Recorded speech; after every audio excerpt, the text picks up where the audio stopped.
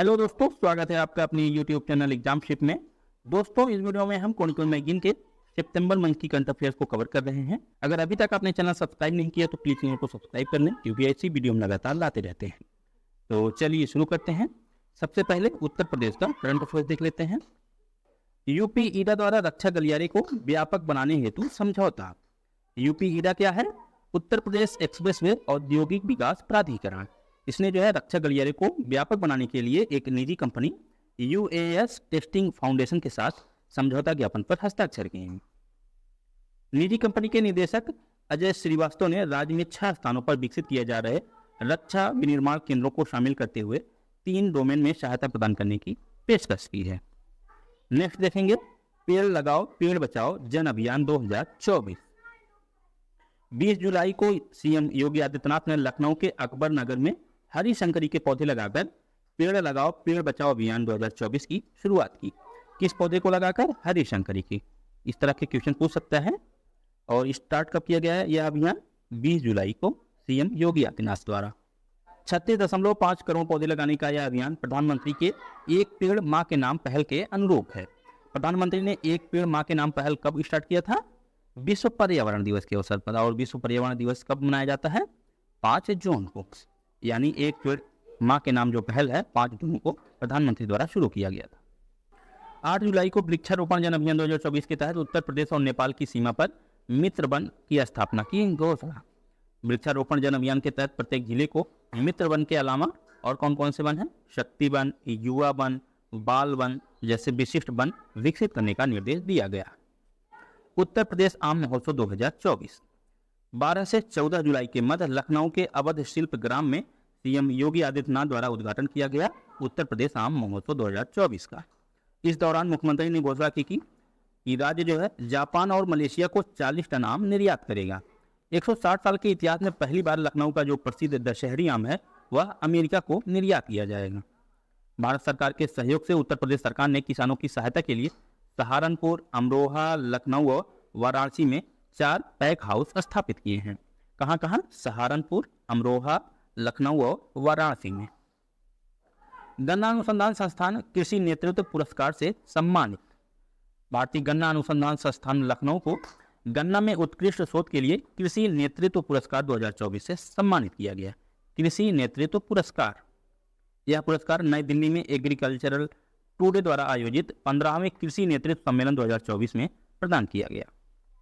उत्तर प्रदेश के राज्य पक्षी सारस क्रेन की आबादी में वृद्धि।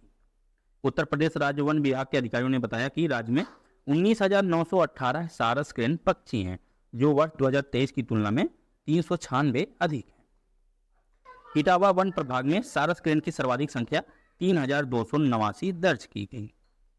उत्तर प्रदेश में दालों के उत्पादन में 36% की वृद्धि। राज्य सरकार द्वारा जारी आंकड़ों के अनुसार उत्तर प्रदेश में 2016-17 की तुलना में 2023-24 में दालों के उत्पादन में कितने प्रतिशत की वृद्धि देखी गई है? 36% की। दाल उत्पादन 2.394 मिलियन मीट्रिक टन से बढ़कर 3.255 मिलियन मीट्रिक टन हो गया है। सलखन जीवाश्म पार्क को विश्व धरोहर सूची में शामिल करने का प्रस्ताव। सलखन जीवाश्म पार्क को, यह सलखन जीवाश्म पार्क कहाँ पर स्थित है? सोनभद्र जिले में। उत्तर प्रदेश पर्यटन विभाग ने सोनभद्र जिले में प्राचीन सलखन जीवाश्म को यूनेस्को की विश्व धरोहर सूची में शामिल करने का प्रस्ताव नई दिल्ली में आयोजित की जा रही 46वीं विश्व धरोहर समिति की बैठक में पेश किया। 46वीं विश्व धरोहर समिति की बैठक कहां पर आयोजित की जा रही है? नई दिल्ली में। पार्क में लगभग 1400 मिलियन वर्ष पुराने जीवाश्म होने का अनुमान। 211.08 करोड़ रुपए के 3 परियोजनाओं को मंजूरी। राष्ट्रीय स्वच्छ गंगा मिशन की कार्यकारी समिति ने यूपी के लिए 3 परियोजनाओं को मंजूरी दी। इस परियोजनाओं का उद्देश्य स्थानीय जल निकायों से प्रदूषण को रोकने और उपचारित करने के लिए उपाय सुझाना और उनका कार्यान्वयन करना। बर्ड व WRI के मध्य जलवायु परिवर्तन अनुसंधान हेतु समझौता ज्ञापन। बर्ड क्या है? Bankers institute of rural development ने इसने जो है WRI यानी वर्ल्ड रिसोर्स इंस्टीट्यूट इंडिया के साथ समझौता ज्ञापन पर हस्ताक्षर किए। इसका उद्देश्य क्या है? जलवायु परिवर्तन, सतत विकास और जलवायु वित्त पर अनुसंधान और नीति संवाद को बढ़ावा देना। अगला है डिप्थीरिया वैक्सीन का परीक्षण शुरू। लखनऊ के राम मनोहर लोहिया आयुर्विज्ञान संस्थान में बोस्टाजन नामक एक नए डीपीटी वैक्सीन के तीसरे चरण के परीक्षण के लिए राष्ट्रव्यापी अध्ययन शुरू किया है। प्रदेश सरकार ने डायरिया के प्रसार को रोकने के लिए और यह सुनिश्चित करने के लिए कि 5 वर्ष से कम उम्र का कोई भी बच्चा इस बीमारी के कारण ना मरे, इसके लिए केंद्र की स्वच्छ गांव और शुद्ध जल और बेहतर कल योजना शुरू की। उत्तर प्रदेश के पुलिस महानिदेशक प्रशांत कुमार को दिल्ली के हंसराज कॉलेज के 77वें स्थापना दिवस पर महात्मा हंसराज गौरव सम्मान से सम्मानित किया गया। किसे? पुलिस महानिदेशक प्रशांत कुमार को। Tata power solar system limited ने उत्तर प्रदेश में घर घर सोलर पहल की शुरुआत की, जिसकी शुरुआत वाराणसी से की गई। 28 जून को उत्तर प्रदेश सरकार द्वारा नगर पालिका कर नियमों को अधिसूचित किया। लखनऊ से दुधवा राष्ट्रीय उद्यान के लिए हेलीकॉप्टर सेवा का संचालन नवंबर 2024 से शुरू किया जाएगा।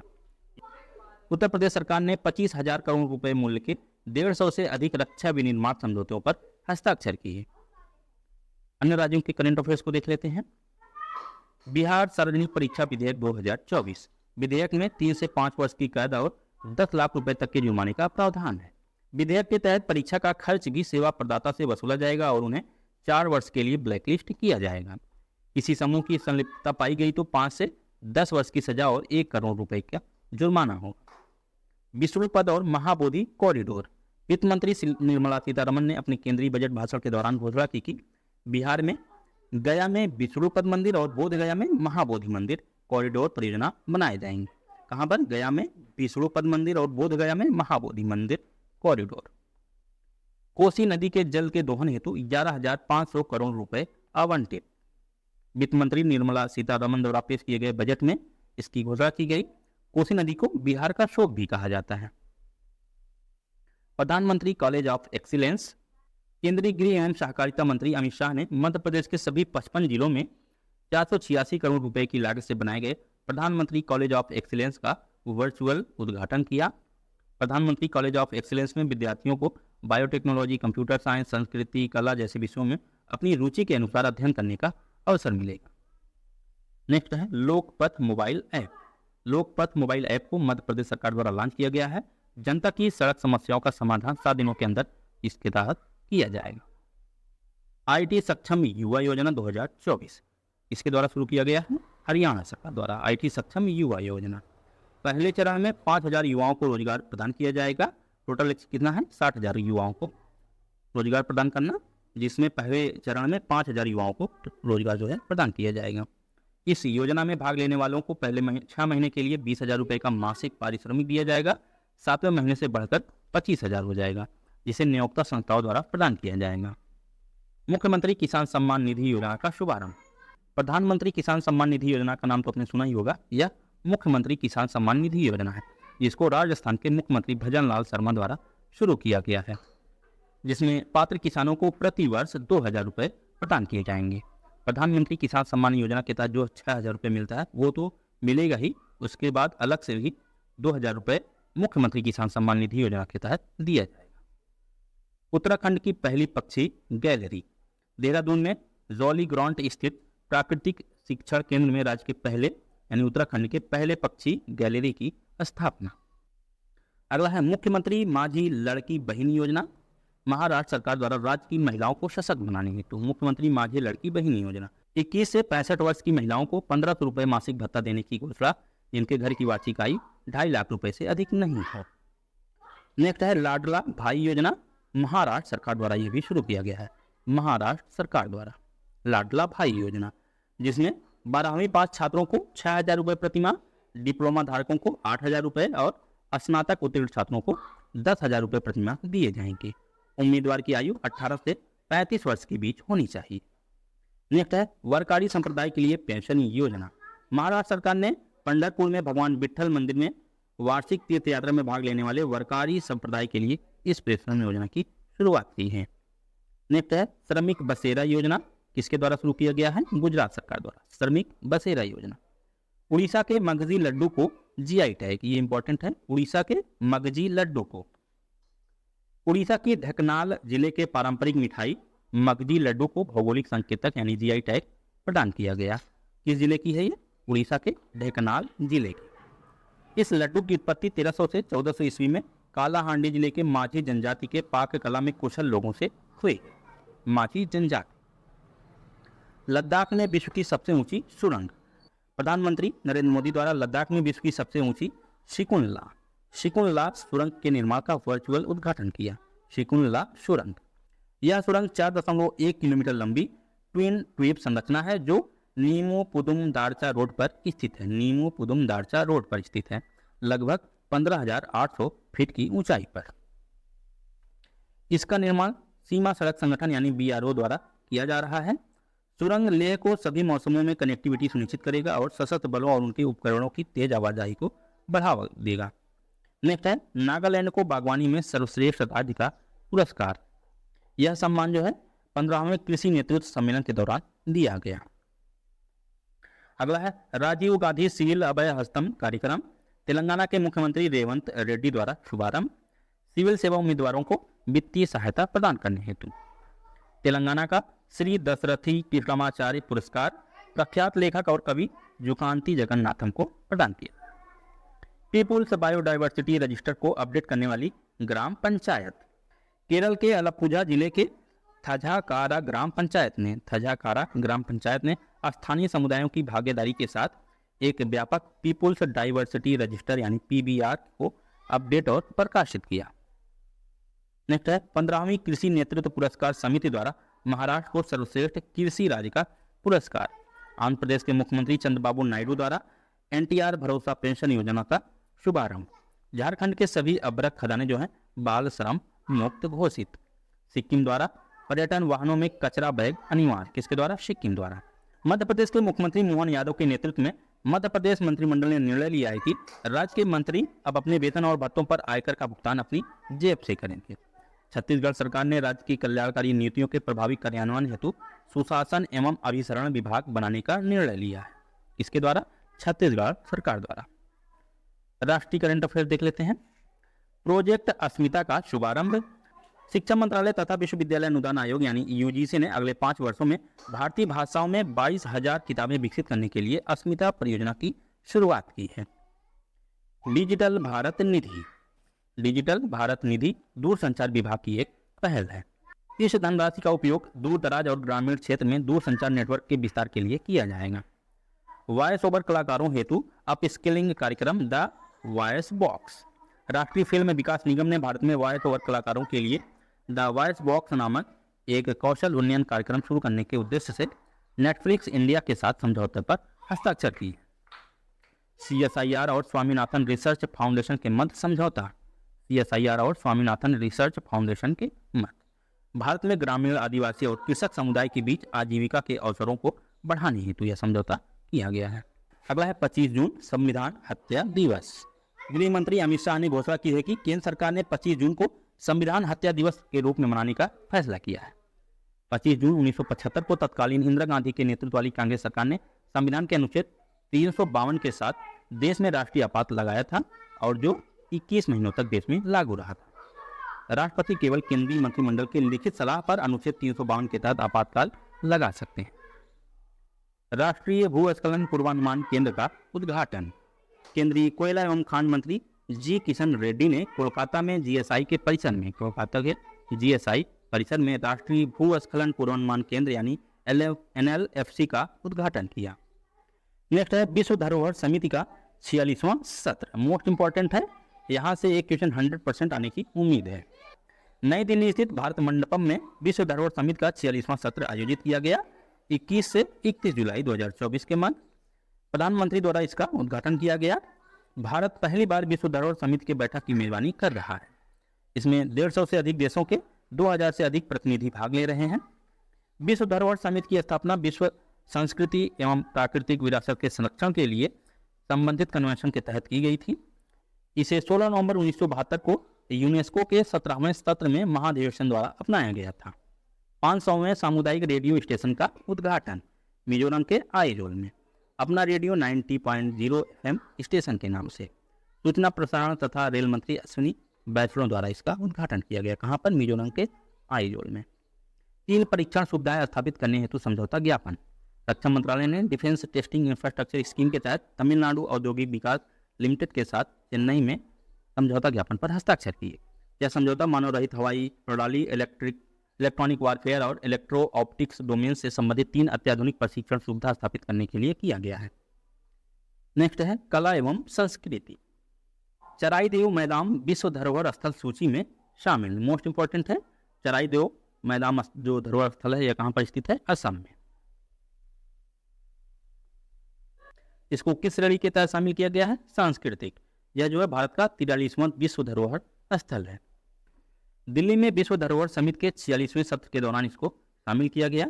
मोईदाम जो है यह अहोम राजवंश जो कि 13वीं से 19वीं शताब्दी के मध्य थे, इनकी टीला दहन प्रणाली थी। चराईदेव 1253 में चाओ लुंग सिउ काफा द्वारा स्थापित अहोम राजवंश की पहली राजधानी थी। नेक्स्ट है खर्ची पूजा। त्रिपुरा में प्राचीन पारंपरिक हिंदू त्योहार खर्ची पूजा मनाया गया। इसे 14 देवताओं का त्योहार भी कहा जाता है। कहां पर मनाया गया? त्रिपुरा में। नेक्स्ट है प्रोजेक्ट परी। इसे संस्कृति मंत्रालय द्वारा विश्व धरोहर समिति के 46वें सत्र के दौरान, जो कि कहां आयोजित किया गया था? नई दिल्ली के भारत मंडपम मैदान में। इस सत्र के दौरान पब्लिक आर्ट ऑफ इंडिया यानी परी की शुरुआत की। यह परियोजना ललित कला अकादमी द्वारा राष्ट्रीय आधुनिक कला गैलरी के सहयोग से शुरू किया गया है। इस सौंदर्यीकरण परियोजना के तहत पारंपरिक कला के रूपों के साथ साथ मूर्तियां, भित्ति चित्र आदि बनाए जा रहे हैं। ललित कला अकादमी की स्थापना कब हुई थी? 5 अगस्त 1954 को। नेक्स्ट है आर्थिकी। राष्ट्रीय फीडर मॉनिटरिंग सिस्टम यानी NFMS कंट्रोल सेंटर गुरुग्राम स्थित REC यानी रूरल इलेक्ट्रिफिकेशन कॉर्पोरेशन मुख्यालय में इसका उद्घाटन किया गया। कहां पर? गुरुग्राम में। REC की स्थापना कब हुई थी? 25 जुलाई 1969 को। भारत की पहली एकीकृत कृषि निर्यात सुविधा। केंद्रीय बंदरगाह, जहाज रानी और जलमार्ग मंत्री सर्बानंद सोनोवाल ने जवाहरलाल नेहरू बंदरगाह प्राधिकरण की 34 मिलियन अमेरिकी डॉलर की परियोजना को मंजूरी दी। एंजल टैक्स को समाप्त करने का प्रस्ताव। वित्त मंत्री निर्मला सीतारमण ने बजट 2024-25 में एंजल टैक्स को समाप्त करने का प्रस्ताव रखा। स्टार्टअप्स कंपनियां अपने बिजनेस को बढ़ाने के लिए जो फंड जुटाती हैं और इसके लिए पैसे देने वाली कंपनी या किसी संस्था को शेयर जारी किए जाते हैं। ज़्यादातर मामलों में ये शेयर तय कीमत की तुलना में काफ़ी अधिक कीमत पर जारी किए जाते हैं। इस प्रकार शेयर बेचने से हुई अतिरिक्त राशि को इनकम माना जाता है और इस इनकम पर जो टैक्स लगाया जाता है उसे एंजल टैक्स कहा जाता है। स्टार्टअप्स को इस तरह मिली राशि को क्या कहते हैं? एंजल फंड, जिसके बाद आयकर विभाग एंजल टैक्स वसूलता है। एंजल टैक्स को 2012 में शुरू किया गया था, जिसका उद्देश्य धन शोधन यानी मनी लॉन्ड्रिंग को रोकना है। नेक्स्ट है खनिज अन्वेषण हैकाथॉन का शुभारंभ। केंद्रीय कोयला एवं खान मंत्री जी किशन रेड्डी द्वारा। कहां पर शुभारंभ किया गया? हैदराबाद में। विजिंजाम अंतरराष्ट्रीय बंदरगाह। भारत ने केरल के विजिंजाम में अडानी समूह के नवनिर्मित अर्ध स्वचालित ट्रांसशिपमेंट बंदरगाह पर अपने पहले मालवाहक जहाज का औपचारिक रूप से स्वागत किया। भारत के खुदरा डिजिटल भुगतान में व्यापक वृद्धि की संभावना। केरनी और अमेजन पे द्वारा हाउ इंडिया पेज नामक शीर्षक के तहत यह कहा गया कि भारत का खुदरा डिजिटल भुगतान 2030 तक दुगना होकर $7 ट्रिलियन हो जाएगा। अध्ययन के अनुसार खुदरा लेन देन के लिए भारत का डिजिटल भुगतान वित्तीय वर्ष 2023-24 में $3.6 ट्रिलियन था। UPI लेन देन की शुरुआत कब हुई थी? 11 अप्रैल 2016 को। ADB यानी एशियन डेवलपमेंट बैंक द्वारा भारत की GDP वृद्धि दर का अनुमान। ADB ने वित्त वर्ष 2024-25 के लिए भारत की GDP वृद्धि दर का पूर्वानुमान 7% पर बरकरार रखा है।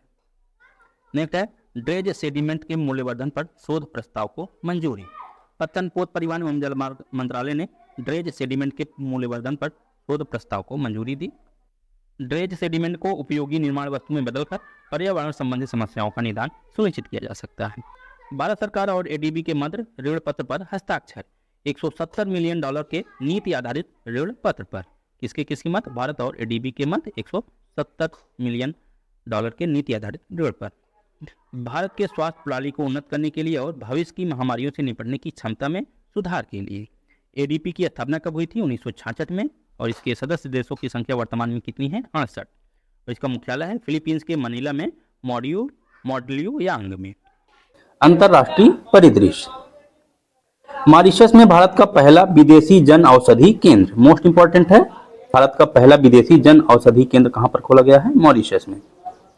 मॉरिशस के ग्रैंड बोइस में। विदेश मंत्री S जयशंकर द्वारा इसका उद्घाटन किया गया और मॉरिशस के प्रधानमंत्री प्रविंद्र कुमार जगन्नाथ भी उद्घाटन समारोह में मौजूद रहे।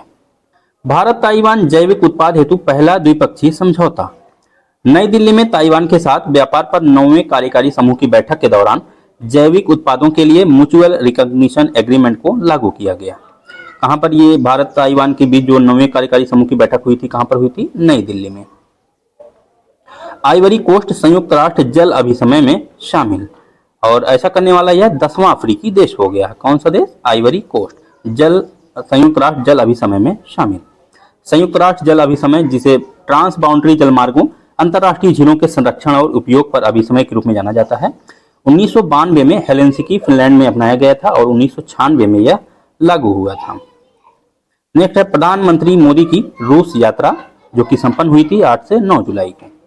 रूस यूक्रेन के बाद भारतीय प्रधानमंत्री की और रूसी राष्ट्रपति के बीच पहली द्विपक्षीय बैठक थी।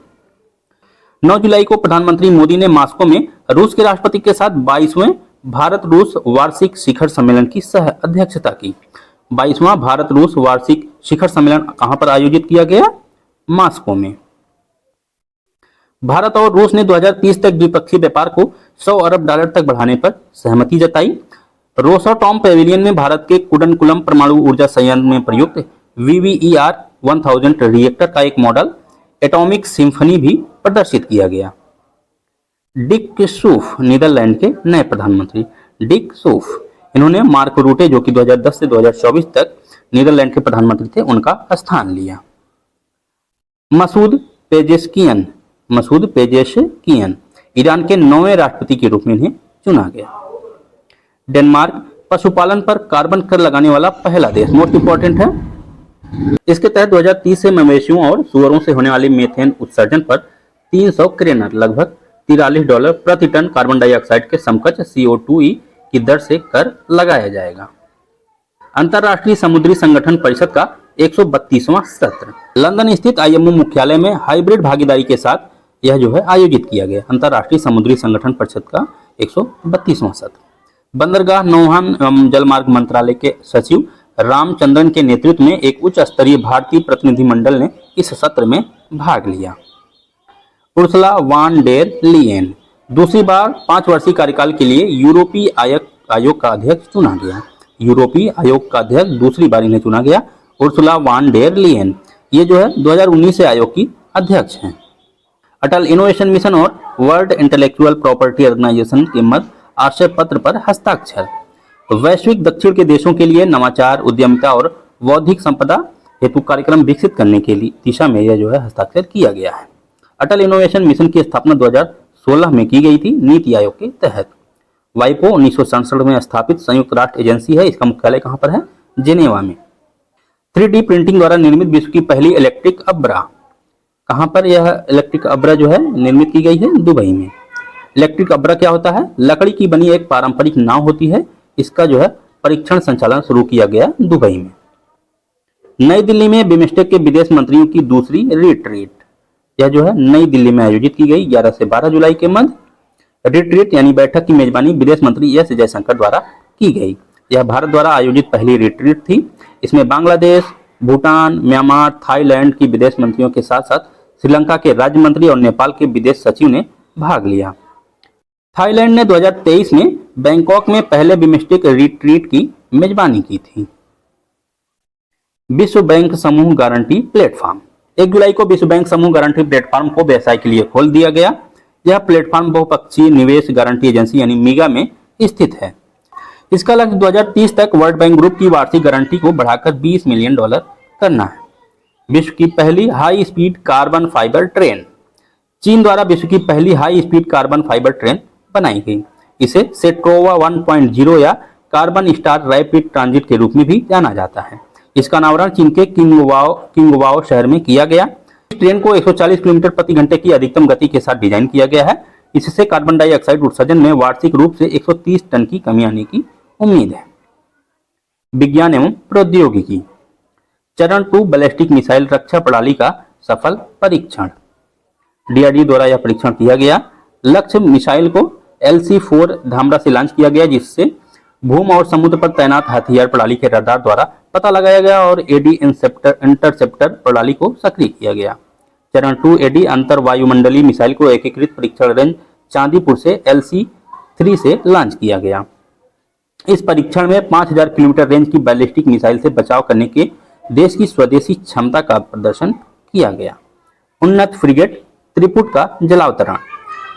गोवा शिपयार्ड लिमिटेड में निर्माणाधीन 2 उन्नत फ्रिगेट में से पहले फ्रिगेट का जो है गोवा में जलावतरण किया गया। इसे क्या नाम दिया गया है? त्रिपुट। चंद्रमा की सतह में जल के अणु। चाइनीज एकेडमी ऑफ साइंसेज ने कहा है कि चांगई 5 मिशन द्वारा लाए गए चंद्रमा के मिट्टी के नमूनों का अध्ययन कर रहे चीनी वैज्ञानिकों को चंद्रमा की मिट्टी में जल के अणु मिले हैं। फ्री क्लिनिकल नेटवर्किंग फैसिलिटी का उद्घाटन।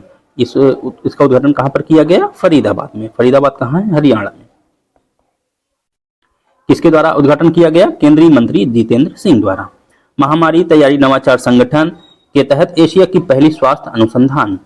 CEPA को नॉर्वे और भारत की सरकारों, bill and Melinda Gates foundation, Wellcome Trust और वर्ल्ड इकोनॉमिक फोरम द्वारा 2017 में दावोस में वर्ल्ड इकोनॉमिक फोरम में लॉन्च किया गया था। इसका उद्देश्य उभरते संक्रामक रोगों के खिलाफ टीकों के विकास में तेजी लाना और प्रकोप के दौरान लोगों को इन टीकों तक जो है समान पहुंच को सक्षम बनाना है। विश्व का पहला दोहरी टावर वाला सौर तापीय विद्युत संयंत्र। विश्व का पहला दोहरी टावर वाला सौर तापीय विद्युत संयंत्र चीन के गांसू प्रांत में। चीन के गांसू प्रांत में इस संयंत्र में 200 मीटर ऊंचा टावर है, जिनमें से प्रत्येक के चारों ओर लगभग 30,000 दर्पण है। 2 टावरों पर सूर्य के प्रकाश को केंद्रित करने के लिए एक दूसरे पर ओवरलैपिंग सर्कल बनाते हैं। यह केंद्रीय सूर्य का प्रकाश कोयला संयंत्र की तरह बिजली पैदा करने के लिए पानी को गर्म करता है। देश का स्वदेशी हल्का टैंक जोरावर। देश का स्वदेशी हल्का टैंक, इसका नाम क्या है? जोरावर। DRDO द्वारा गुजरात के हजीरा में इसका अनावरण किया गया। इसे DRDO ने लार्सन एंड टूब्रो के साथ मिलकर विकसित किया है। यह टैंक अधिक ऊंचाई वाले अभियानों के लिए डिजाइन किया गया है। जापान द्वारा डाइची 4 उपग्रह लॉन्च।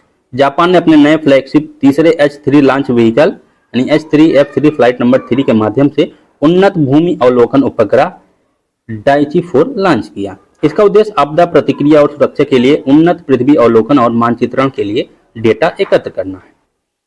कर्नाटक के मांड्या में 1600 टन लिथियम की पहचान। भारत में ऐसे कई राज्य हैं जहां लिथियम का महत्वपूर्ण भंडार है, जिनमें कर्नाटक, राजस्थान, झारखंड, आंध्र प्रदेश शामिल हैं। हाल ही में कहां पर? कर्नाटक के मांड्या में 1600 टन लिथियम की पहचान की गई। WHO ने ऑनलाइन प्लेटफॉर्म मे डेविस पेश किया। मे डेविस मेडिकल डिवाइस की जानकारी के लिए पहला वैश्विक ओपन एक्सेस क्लियरिंग हाउस है। इसका उद्देश्य चिकित्सा उपकरणों के नामकरण को सरल बनाने में मदद करना भी है। इसमें विभिन्न स्वास्थ्य क्षेत्र में 2301 प्रकार के चिकित्सा उपकरण शामिल हैं। आदित्य L1 ने अपनी पहली हेलो ऑर्बिट पूरी की। इसरो ने घोषणा की कि आदित्य L1 अंतरिक्ष यान ने सूर्य की पृथ्वी L1 बिंदु के चारों ओर अपनी पहली हेलो ऑर्बिट पूरी कर ली है। आदित्य L1 2 सितंबर 2023 को PSLV C57 द्वारा सतीश धवन अंतरिक्ष केंद्र से प्रक्षेपित किया गया था। 2 सितंबर 2023 को PSLV C57 द्वारा 6 जनवरी 2024 को अपनी लक्षित हेलो ऑर्बिट में स्थापित किया गया था। हेलो ऑर्बिट को पूरा करने के लिए आदित्य L1 को 178 दिन लगते हैं। नेक्स्ट है पर्यावरण एवं पारिस्थितिकी।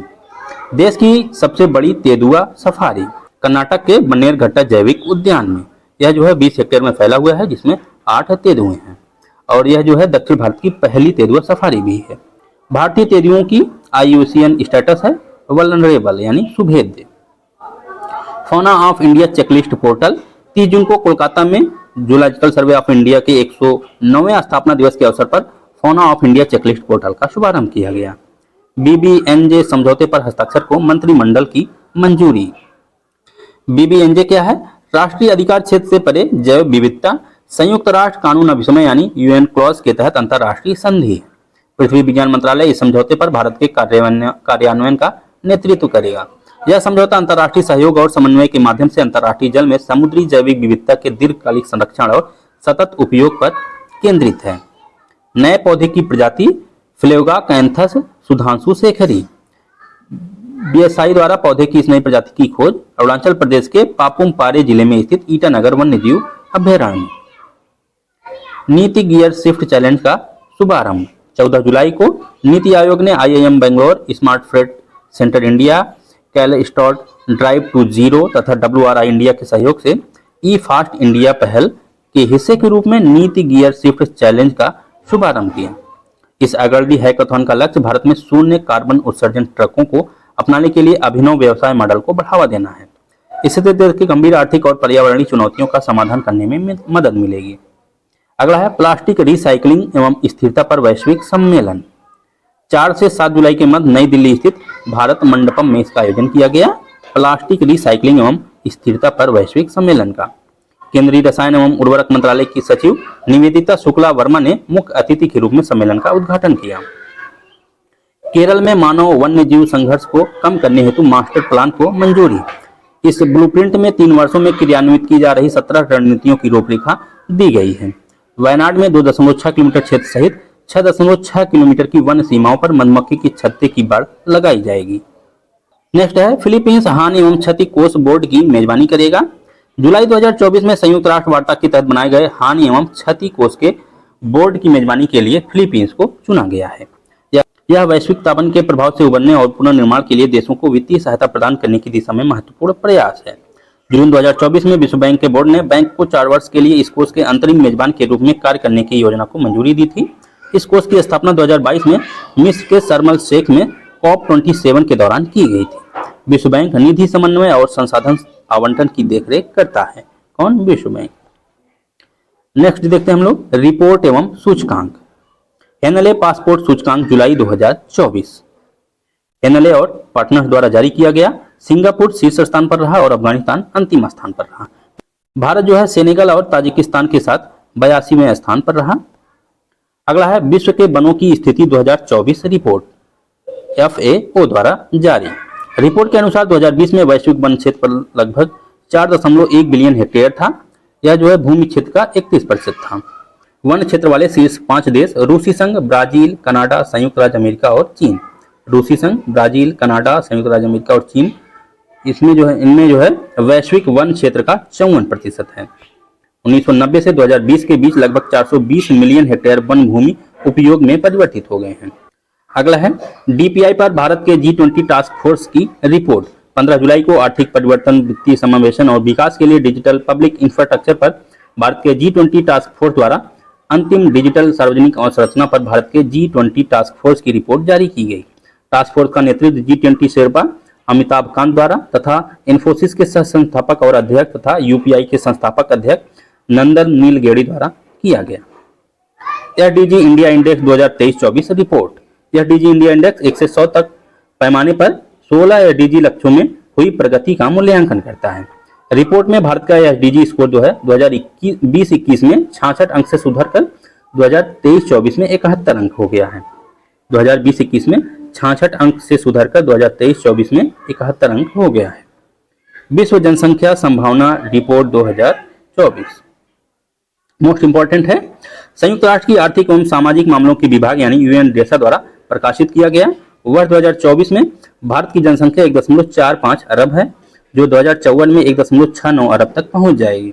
वर्ष 2023 में चीन को पीछे छोड़कर विश्व का सबसे अधिक जनसंख्या वाला देश जो है भारत बन चुका है। अनुमान है कि विश्व की जनसंख्या 2080 के दशक के मध्य में लगभग 10.3 बिलियन तक पहुंच जाएगी, जो कि 2024 में 8.2 बिलियन है।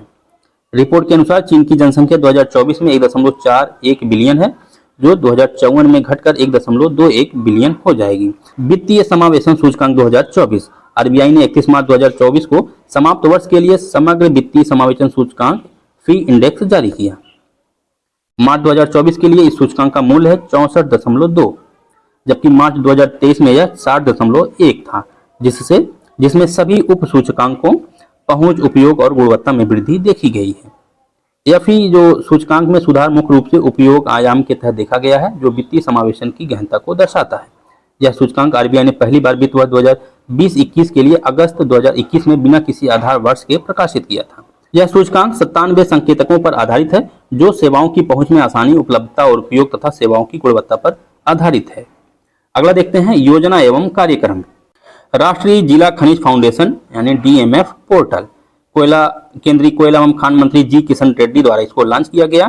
यह पोर्टल उन्नत पारदर्शिता के साथ देश के 645 जिला खनिज फाउंडेशन का विवरण प्रदान करता है। 645 जिला खनिज फाउंडेशन का विवरण प्रदान करता है। GRSE त्वरित नवाचार प्रोत्साहन योजना। रक्षा मंत्री संजय सेठ ने कोलकाता में garden reach builders and engineers limited की GRSE त्वरित नवाचार प्रोत्साहन योजना की शुरुआत की। संपूर्णता अभियान, नीति आयोग द्वारा संपूर्णता नामक राष्ट्रव्यापी अभियान का शुभारंभ किया गया है। किसके द्वारा शुरू किया गया है? नीति आयोग द्वारा। इसका उद्देश्य 500 आकांक्षी ब्लॉकों और 112 आकांक्षी जिलों का 12 प्रमुख सामाजिक क्षेत्र संकेतकों में 100% संतृप्ति प्राप्त करना है। स्वास्थ्य, पोषण, कृषि, सामाजिक विकास और शिक्षा सहित विषयों पर केंद्रित यह व्यापक अभियान 4 जुलाई 2024 से 30 सितंबर 2024 तक संचालित किया जाएगा। इंपॉर्टेंट है, 4 जुलाई 2024 से 30 सितंबर 2024 तक संचालित किया जाएगा। अभियान के रूप में जिला और ब्लॉक अधिकारी निर्वाचित जनप्रतिनिधियों के साथ मिलकर सभी आकांक्षी ब्लॉकों और जिलों में पहचाने गए 12 विषयों पर जागरूकता गतिविधियों का आयोजन करेंगे। आकांक्षी जिला कार्यक्रम, इसको जो है नीति आयोग द्वारा 2018 में लॉन्च किया गया था और आकांक्षी ब्लॉक कार्यक्रम नीति आयोग द्वारा 2023 में लॉन्च किया गया था। नेक्स्ट है निर्माण पोर्टल। राष्ट्रीय सिविल सेवा परीक्षा के मुख्य परीक्षा के उम्मीदवारों को पुरस्कृत करने के लिए उत्कृष्ट पहल है। निर्माण का फुल फॉर्म है noble initiative for rewarding mains aspirant of national civil services examination. Portal का उद्देश्य प्रारंभिक परीक्षा में उत्तीर्ण उम्मीदवारों को 1 लाख रुपए की सहायता प्रदान करना है।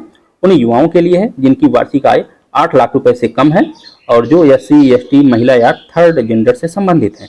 साथ ही जो कोल इंडिया लिमिटेड के 39 परिचालन जिलों में से किसी एक के अस्थायी निवासी हैं। केंद्रीय कोयला एवं खान मंत्री जी किशन रेड्डी द्वारा इसको जो है नई दिल्ली में शुरू किया गया। अगला है सफाई अपनाओ बीमारी भगाओ पहल। मोस्ट इंपॉर्टेंट है सफाई अपनाओ बीमारी भगाओ पहल। सब पहल शहरी स्थानीय निकायों की मानसून चुनौतियों के लिए तैयारी को मजबूत करने के उद्देश्य से इसको शुरू किया गया है। शहरी स्थानीय निकायों की मानसून चुनौतियों की तैयारी को मजबूत करने के लिए आवास एवं शहरी मामलों के मंत्रालय द्वारा स्वच्छ भारत मिशन शहरी 2.0 के तहत सब पहल की शुरुआत की गई है। ई सांख्यिकी पोर्टल 16वें वित्त आयोग के अध्यक्ष अरविंद पनगड़िया द्वारा इसको लॉन्च किया गया। योजनाकारों, नीति निर्माताओं, शोधकर्ताओं और आम जनता को वास्तविक समय पर इनपुट प्रदान करने के लिए विकसित किया गया है। डेटा आदि का इनपुट जो इनको प्रदान किया जाएगा आसानी से। अगला है भुवन पंचायत एवं NDEM जियो पोर्टल का शुभारंभ। केंद्रीय मंत्री डॉक्टर जितेंद्र सिंह ने नई दिल्ली में भुवन पंचायत पोर्टल संस्करण 4.0 और राष्ट्रीय आपातकालीन डेटा प्रबंधन डेटाबेस NDEM संस्करण 5 लॉन्च किया। कहां पर? नई दिल्ली में। केंद्रीय मंत्री डॉक्टर जितेंद्र सिंह ने। स्वास्थ्य मंत्रालय द्वारा 3 पहलों का अनावरण। स्वास्थ्य सेवाओं की गुणवत्ता में सुधार लाने और व्यापार सुगमता को बढ़ावा देने के उद्देश्य से इन 3 पहलों का अनावरण किया गया है। पहला क्या है? आयुष्मान आरोग्य मंदिरों के लिए वर्चुअल राष्ट्रीय गुणवत्ता आश्वासन मानक यानी NQAS मूल्यांकन। दूसरा है भारतीय सार्वजनिक स्वास्थ्य मानकों यानी IPHS के अनुपालन की निगरानी के लिए एक डैशबोर्ड। तीसरा है खाद्य विक्रेताओं के लिए स्पॉट फूड लाइसेंस और पंजीकरण पहल। उद्योग एवं व्यवसाय H-125 हेलीकॉप्टरों की अंतिम असेंबली लाइन हेतु समझौता। यह समझौता किसके बीच किया गया है?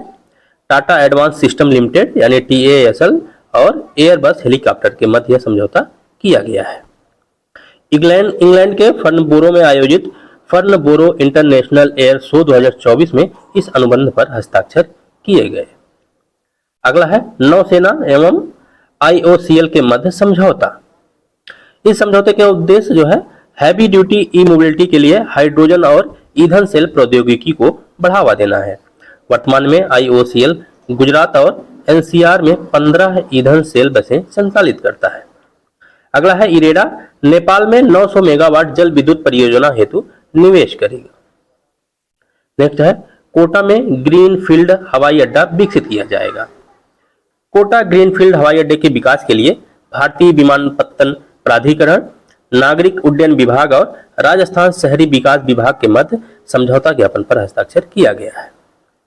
विश्व की पहली CNG मोटरसाइकिल, इंपॉर्टेंट है ये, विश्व की पहली CNG मोटरसाइकिल बजाज ऑटो ने विश्व की पहली CNG चालित मोटरसाइकिल फ्रीडम 125 लॉन्च की। विश्व की पहली CNG मोटरसाइकिल का नाम क्या है? फ्रीडम 125। इसको लॉन्च किया है बजाज ऑटो ने। इसमें सीट के नीचे 2 लीटर CNG टैंक और 2 लीटर पेट्रोल टैंक का समायोजन है। यह पेट्रोल या CNG पर चल सकती है। 1 किलो CNG से 102 किलोमीटर तक की दूरी तय कर सकती है। भारत का जो ऑटोमोबाइल उद्योग है विश्व का तीसरा सबसे बड़ा उद्योग है। नेक्स्ट है चर्चित व्यक्ति अभिनव बिंद्रा। अभिनव बिंद्रा अंतरराष्ट्रीय ओलंपिक समिति द्वारा ओलंपिक ऑर्डर्स से सम्मानित। यह पुरस्कार 10 अगस्त को पेरिस में 142वें IOC सत्र के दौरान दिया गया। अभिनव बिंद्रा 2008 बीजिंग ओलंपिक खेलों में 10 मीटर एयर राइफल स्पर्धा जीती और व्यक्तिगत स्पर्धा में ओलंपिक स्वर्ण पदक जीतने वाले पहले भारतीय व्यक्ति हैं। जेम्स एंडरसन, इंग्लैंड के तेज गेंदबाज जेम्स एंडरसन ने 12 जुलाई को अंतर्राष्ट्रीय क्रिकेट से संन्यास ले लिया। इन्होंने अपने 188वें और आखिरी टेस्ट में वेस्टइंडीज की दूसरी पारी में 32 रन देकर 3 विकेट लेने के साथ समाप्त किया। टेस्ट में सबसे ज्यादा विकेट लेने का रिकॉर्ड जो है वह मुथैया मुरलीधरन के नाम है, 800 विकेट। उसके बाद है शेन वॉर्न 708 विकेट। उसके बाद आते हैं James Anderson 704 wicket. Pusarla Venkata Sindhu यानी PV सिंधु पेरिस ओलंपिक 2024 के उद्घाटन समारोह में भारत की महिला ध्वजवाहक। अगला है नियुक्तियां। नीता अंबानी भारत की तरफ से अंतर्राष्ट्रीय ओलंपिक समिति की सदस्य चुनी गई। नीता अंबानी। गौतम गंभीर भारतीय पुरुष क्रिकेट टीम के मुख्य कोच नियुक्त। 23 जुलाई को इन्होंने अपना कार्यभार संभाला। सुजीत नारायण प्रसाद झारखंड के कार्यवाहक मुख्य न्यायाधीश नियुक्त। BN गंगाधर राष्ट्रीय चिकित्सा आयोग यानी NMC के अध्यक्ष नियुक्त हुए। इनकी नियुक्ति 4 वर्ष की अवधि के लिए या 70 वर्ष की आयु प्राप्त करने या अगले आदेश तक जो भी पहले हो तक रहेगी। BN गंगाधर NMC के अध्यक्ष। नेक्स्ट है रवि अग्रवाल। केंद्र सरकार ने रवि अग्रवाल को आयकर विभाग के प्रशासनिक निकाय केंद्रीय प्रत्यक्ष कर बोर्ड यानी CBDT का नया अध्यक्ष नियुक्त किया। किसे? रवि अग्रवाल को CBDT का नया अध्यक्ष नियुक्त किया। CBDT की स्थापना 1963 में की गई थी और इसका मुख्यालय नई दिल्ली में है। ये दोनों इंपॉर्टेंट है, BN गंगाधर NMC के अध्यक्ष और रवि अग्रवाल CBDT के अध्यक्ष। नेक्स्ट है निधन। फादर फ्रांसिस डी ब्रिटो ये लेखक और पर्यावरणविद तथा कैथोलिक पादरी थे। हाल ही में महाराष्ट्र के पालघर में इनका निधन हो गया। इन्होंने हरित वसई पहल शुरू की थी जिसका उद्देश्य पर्यावरण स्थिरता और हरित प्रथाओं को बढ़ावा देना था। नेक्स्ट है CT कुरियन पूर्व अर्थशास्त्री। हाल ही में इनका 93 वर्ष की आयु में निधन हुआ। राम बक्सानी प्रमुख भारतीय व्यवसायी। हाल ही में UAE में निधन। वे ITL कॉस्मोस समूह के अध्यक्ष थे। अगला है पुरस्कार एवं सम्मान। राजभाषा गौरव सम्मान। विशाखापत्तनम में राजभाषा कार्यान्वयन समिति की बैठक आयोजित की गई। विशाखापत्तनम स्थित सार्वजनिक उपक्रमों को वर्ष 2023-24 के लिए प्रतिष्ठित राजभाषा गौरव सम्मान और संबंधित संगठनों के हिंदी अधिकारियों और समन्वयकों को नगर राजभाषा सम्मान प्रदान किया गया। नेक्स्ट है ICC डेवलपमेंट अवार्ड 2023 6 देशों को प्रदान किया गया। Mexico, Oman, Netherlands, UAE, Nepal और स्कॉटलैंड को। प्रधानमंत्री नरेंद्र मोदी को रूस का सर्वोच्च नागरिक सम्मान इंपॉर्टेंट है। प्रधानमंत्री नरेंद्र मोदी रूस के सर्वोच्च नागरिक सम्मान Order of the Saint Andrew's the Apostle से सम्मानित किया गया। इस पुरस्कार से सम्मानित होने वाले वह पहले भारतीय नेता बने। रोशनी नादर को फ्रांस का सर्वोच्च नागरिक पुरस्कार। HCL टेक की अध्यक्ष रोशनी नादर मल्होत्रा को फ्रांस के सर्वोच्च नागरिक पुरस्कार Chevalier de the Legion de honneur सम्मान से सम्मानित किया गया। यह पुरस्कार व्यापार जगत में उनके उत्कृष्ट योगदान, फ्रांस और भारत के बीच आर्थिक संबंधों को बढ़ावा देने हेतु प्रदान किया गया। नेक्स्ट है मसाला पुरस्कार 2024। त्रिशूर के कलिंगम बगान की सपना कलिंगल को ICAR भारतीय मसाला अनुसंधान संस्थान द्वारा स्थापित मसाला पुरस्कार 2024 प्रदान किया गया। उद्यम विविधीकरण और एकीकृत फसल प्रबंधन रणनीतियों में उनकी पहल के लिए, जो कि एक टिकाऊ मसाला आधारित फसल प्रणाली को बढ़ावा देता है, इसलिए यह पुरस्कार उसे प्रदान किया गया। नेक्स्ट है युद्धाभ्यास 16वां नोमैडिक एलिफेंट, जो कि भारत और मंगोलिया के बीच आयोजित किया गया। कहां पर? मेघालय के उमरोई में। नेक्स्ट है अभ्यास मैत्री, भारत और थाईलैंड के मध्य थाईलैंड के टॉक प्रांत के फोर्ट वचिरापक्रन में आयोजित किया गया। कहां पर? थाईलैंड के टॉक प्रांत के फोर्ट वचिरापक्रन में भारत व थाईलैंड के मध्य अभ्यास मैत्री। चर्चित पुस्तकें। वेंकैया नायडू सेवा में जीवन, यह किसकी पुस्तक है? S नागेश कुमार की। Manoj Vajpayee the definitive biography Piyush Pandey की है। The prisoner of Bhopal, the prisoner of Bhopal, यह पुस्तक है टिम वाकर की। अगला है power within the leadership legacy of Narendra Modi, most important है डॉक्टर R बाला सुब्रमण्यम की। Power within the leadership legacy of Narendra Modi. Jamshedji Tata, corporate सफलता के लिए शक्तिशाली सीख, आर गोपाल कृष्णन और हरीश भट्ट द्वारा लिखित। नेक्स्ट है महत्वपूर्ण दिवस उनके विषय। 1 जुलाई को राष्ट्रीय चिकित्सक दिवस और थीम थी इसकी उपचारात्मक हाथ देखभाल करने वाले हृदय। 1 जुलाई को वस्तु एवं सेवा कर दिवस। 6 जुलाई को विश्व जूनोसिस दिवस, इसकी थीम थी एक विश्व एक स्वास्थ्य, जूनोसिस को रोकें। 6 जुलाई को अंतर्राष्ट्रीय सहकारिता दिवस और इसकी थीम थी सहकारिता सभी के लिए बेहतर भविष्य का निर्माण कर रही है। 11 जुलाई को विश्व जनसंख्या दिवस, मोस्ट इंपॉर्टेंट है, इसकी थीम सबसे ज्यादा इसकी थीम इंपॉर्टेंट है। इसकी थीम है किसी को पीछे ना छोड़ना, सभी की गिनती करना। 15 जुलाई विश्व युवा कौशल दिवस, थीम थी शांति और विकास के लिए युवा कौशल। 17 जुलाई अंतर्राष्ट्रीय न्याय दिवस, थीम है अंतराल को पाटना गठबंधन बनाना। 22 जुलाई को राष्ट्रीय आम दिवस, 22 जुलाई राष्ट्रीय आम दिवस। 22 जुलाई को ही विश्व मस्तिष्क दिवस और इसकी थीम थी मस्तिष्क स्वास्थ्य और रोकथाम। 24 जुलाई को राष्ट्रीय आयकर दिवस और 26 जुलाई को कारगिल विजय दिवस। 28 जुलाई को विश्व हेपेटाइटिस दिवस, थीम थी इसकी यह कार्रवाई का समय है। 28 जुलाई विश्व हेपेटाइटिस दिवस, यह कार्रवाई का समय। 29 जुलाई अंतर्राष्ट्रीय बाघ दिवस, मोस्ट इंपॉर्टेंट, 29 जुलाई अंतर्राष्ट्रीय बाघ दिवस। 30 जुलाई अंतर्राष्ट्रीय मैत्री दिवस, थीम थी विविधता को अपनाना, एकता को बढ़ावा देना। नेक्स्ट है खेल परिदृश्य। श्रीलंका ने पहला महिला एशिया कप खिताब जीता। श्रीलंका की महिला टीम ने भारत को 8 विकेट से हराकर अपना पहला महिला एशिया कप खिताब जीता। समर विक्रमा फाइनल में प्लेयर ऑफ द मैच रही और जबकि चमारी आथापत्तू ने मैन ऑफ द टूर्नामेंट का खिताब जीता। इन्होंने पूरे टूर्नामेंट में 394 रन और 3 विकेट हासिल किए थे। चमारी अथापत्तू ने player of the month award जून 2024 के लिए बुमराह और स्मृति रैना को आईसीसी पुरुष और महिला प्लेयर ऑफ द मंथ चुना गया। किस मंथ के लिए? जून मंथ के लिए। Saint Denis Reunion Open badminton 2024 पुरुष एकल विजेता रहे थारुन मन्नेपल्ली भारत के। इन्होंने युदाई ओकीमोटो जो कि जापान के हैं, इनको हराकर यह खिताब हासिल किया। Saint Denis Reunion Open badminton 2024 Tharun Mannepalli. महिला एकल विजेता रही तस्नीम मीर जो कि भारत की ही हैं। इन्होंने अश्रिता श्री को हराकर, जो कि भारत की ही थी, इनको हराकर यह खिताब जीता तस्नीम मीर। टेनिस खिलाड़ी यूकी भावरी ने स्विस ओपन 2024 पुरुष युगल खिताब जीता। भारतीय टेनिस खिलाड़ी यूकी भावरी और उनके फ्रांसीसी जोड़ीदार अल्बानो ओलिवेटी ने स्विस ओपन गस्टार्ड 2024 पुरुष युगल खिताब जीता। स्विस ओपन 2024 स्विट्जरलैंड के गस्टार्ड शहर में आयोजित किया गया था। अगला है 137वां विंबलडन टेनिस चैंपियनशिप। पुरुष एकल विजेता रहे कार्लोस अल्कराज स्पेन के जो कि हैं, और महिला एकल विजेता रही बारबोरा क्रेजिस्कोवा जो कि चेक गणराज्य की हैं। पुरुष युगल देख लेते हैं मैक्स पर्सेल और जॉर्डन थॉम्सन। महिला युगल विजेता रही टेलर टाउनसेंड और कैटरीना सिनियाकोवा। कुश मैनी ने अपनी पहली फार्मूला 2 स्प्रिंट रेस जीती। भारत के कुश मैनी ने हंगरी ग्रैंड प्रिक्स में अपनी पहली फार्मूला 2 स्प्रिंट रेस जीती।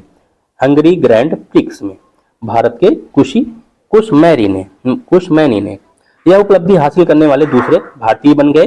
23 वर्षीय इस भारतीय ड्राइवर ने रिचर्ड वर्शूर से यह स्थान प्राप्त किया, जिन्हें तकनीकी उल्लंघन के कारण रेस के बाद अयोग्य घोषित कर दिया गया था।